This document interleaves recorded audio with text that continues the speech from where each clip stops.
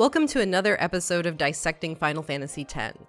Since we covered one of my least favorite aspects of the game last time, I thought we could look at something a little different.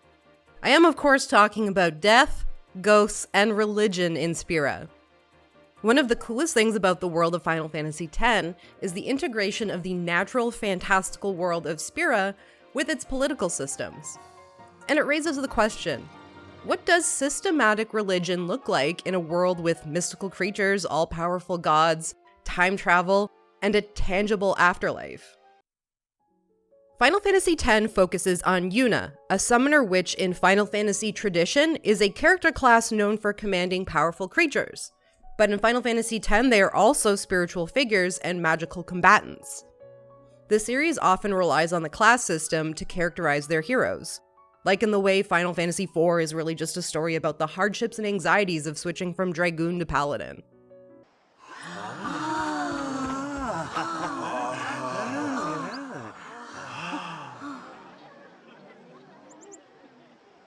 I had never seen anything like it in my life. Sure, it was a little scary, but still, I could feel a strange kind of gentleness coming from it. Final Fantasy X is a summoner's story at heart. Everything from Yuna's journey, the history of Yevon, to the questions of life, death, and morality throughout the narrative. Most of the symbology and spiritual practices of Spira take from all sorts of inspirations. Japanese mythology, Shintoism, Roman Catholicism, Buddhism, to name just a few. Yuna must undergo a pilgrimage to dispel an evil force called Sin, which shows up and destroys towns. This is as basic as I can get it, and it already starts off rather confusing because typically when you throw around a word as particularly defined as sin, you start making connections to the real thing. But Final Fantasy X likes to break the rules, so at this point, let's just remember that sin does not equal the sin as we know it in religious terms. The teachings of Yevon, the main religion of Spira, come from the summoner Yevon, who was the leader of ancient Zanarkand. Most people of Spira are practicing Yevonites. The Ronsa and the Guado courted later as part of a racial appeasement policy. They have an elaborate hierarchical system with maesters, crusaders, monks, and priests. You encounter these different branches and groups throughout the game, each group represented by a selection of characters and events. All of this to facilitate the summoner's pilgrimage, summoning the final Aeon, and ultimate sacrifice to bring upon the calm. A period of peacetime in which sin does not show up for a while. How long does a calm last? Well, it depends, but really the longest one has ever been a year. And the shortest? A week. That's just brutal. Could you imagine being the summoner that died only to stave off sin for a week? Sin came and destroyed the Machina cities, and Zanarkand along with him. Yeah, that was about 1,000 years ago, just like you said. If you ask me, sin's our punishment for letting things get out of hand. What gets me though, is we gotta suffer because of what some goofballs did way back when. But what's it all for? Most of the time you're running into people bowing at you like a blitzball player and blessing you. But what are the actual teachings of Yevon? Well, turns out, not much outside of continuing to perpetuate the endless cycle of human sacrifice to uphold one man's insatiable desire to maintain a dream version of his hometown. Yevon, as the leader of Zanarkand, was super jealous of the people of Bavel because they had all this fancy new technology. And because Zanarkand couldn't keep up in the race for the shiniest, best Technopolis, Yevon started preaching that technology was bad. And Bavel had this huge mechanical weapon that was going to set loose and destroy everyone. And so commenced the Machina War, summoners from Zanarkand versus the machines of Bavel. As Zanarkand began losing the fight, Yevon decided to create sin by killing everyone in Zanarkand, while also preserving the city in its glory as a dream, manifested from the forever dreaming, dead residents of Zanarkand. Sin destroys Zanarkand and then Bavel, and then the war ends. Yevon tells his daughter Yunalesca to pass on his teaching of anti-machina and sin prevention techniques that includes the vilification of the Al-Bhed, a group of people who were unable to use magic and thus created technology to even the playing field a little. And thus, a death cult is made. That's right, Yevon is not so much a religion as a cult, and it really does tick some of the major boxes with how cults have historically operated in real life. It's a cobbled together system of beliefs that picks and chooses from parts of other established religions to make itself seem new or interesting. In this space, Yevon takes from real-life religions, but claims to have this new age, anti-mechanical, back-to-nature hippie vibe to it.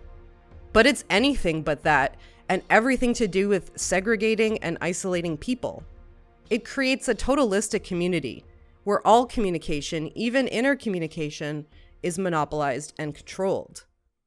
The existence of Yevon from the perspective of a practitioner is to prevent sin from attacking and destroying everything.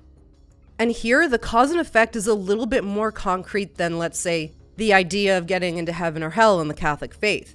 Because in the case of Final Fantasy X, there is a tangible, real threat and a somewhat effective and proven solution provided by Yevon's teachings.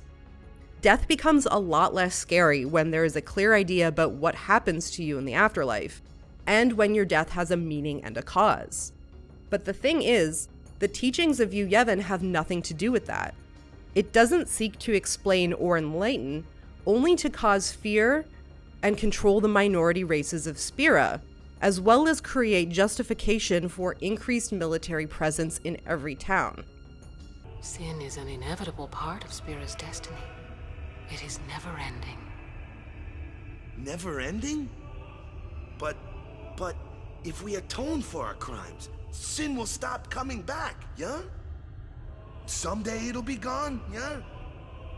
Will humanity ever attain such purity? In order to explain the complex divide between religious and spiritual lore of Final Fantasy X, I'm going to start by explaining the basic life-death cycle of a living being in Spira. Now, let's say you're a regular old person living in Spira. Let's say you're this lady. And you're living your life, doing your thing, and you die. Your spirit leaves your body and turns into fireflies and float on over to the far plane, which is basically heaven. Fireflies are actually based on the term hitodama in Japanese mythology. You know, those blue flames you see in anime. But let's say Becky was murdered in the middle of the night. Well, then she's not going to the far plane, no. The fireflies gotta sit and wait for a summoner to visit to perform a sending ceremony. You know, give them a little push in the right direction. But if a summoner never performs the sending, the fireflies turn into fiends, and that's just bad news. But wait, there's more. Let's say Becky was especially strong-willed, like, I don't know, a main character in a JRPG. Well, then she won't ever turn into a fiend, but instead become unsent, which is basically an extra life, except you have to be careful not to get accidentally sent by a summoner. Doesn't seem like a bad deal to me, honestly. And everything I've said up to this point has nothing to do with the religious institutions of Spira. This is just how the world works. Summoners are the only people who are keeping the world from devolving into a zombie apocalypse, and yet there's only like 4 of them at a time. You can't just bank on everyone being nice to each other in hopes that everyone dies a peaceful death. Except if you were to, normalize the very concept of death to prevent people from turning into fiends. And this is where religion normally comes into play. Religion often seeks to explain the inexplicable, oftentimes giving reasoning to a natural phenomenon that we haven't discovered through science yet. Death remains one of those mysteries that the people of Spira still struggle to grasp with, especially when sin keeps returning again and again. The teachings of Yevon seek to utilize the very real need for summoners as the Ghostbusters of Spira, and exacerbate the issue by creating a very large superfiend that encompasses all the people of Dream Zanarkand and the final Aeon. Speaking of Aeons, the creatures that the summoners used to fight with? Yeah, they're dead people's emotions manifested in a creature. So when you go through the game visiting each temple, you're visiting the faith of that community. The faith are the people who sacrifice their souls to become part of an Aeon. They are dead, but actively, collectively dreaming, and the Aeon represents the faith's strongest emotion. In the game, each temple mildly reflects that faith, more prominently in the intricate site of the faith depicting both the dreamer and the dream. Seriously, they are some of the most gorgeous pieces of art that exist in the game. And while Final Fantasy X doesn't explore the details of each of the faith, they do represent the collective force of the people of Spira within the narrative. Some, such as Seymour's mother and the Ghost Child, are featured more prominently.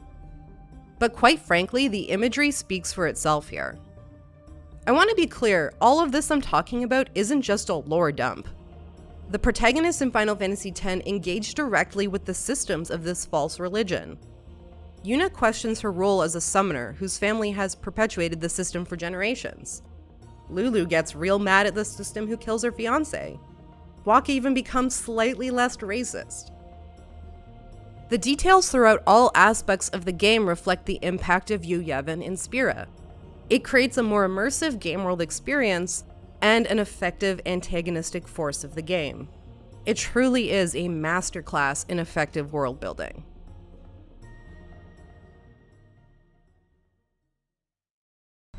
Didn't know anything. Didn't want to listen to anything. I was a big jerk. So, I'm sorry, huh? Please forgive me. Don't let it bother you. Hey, I'm guilty of hating those darn Yevonites myself.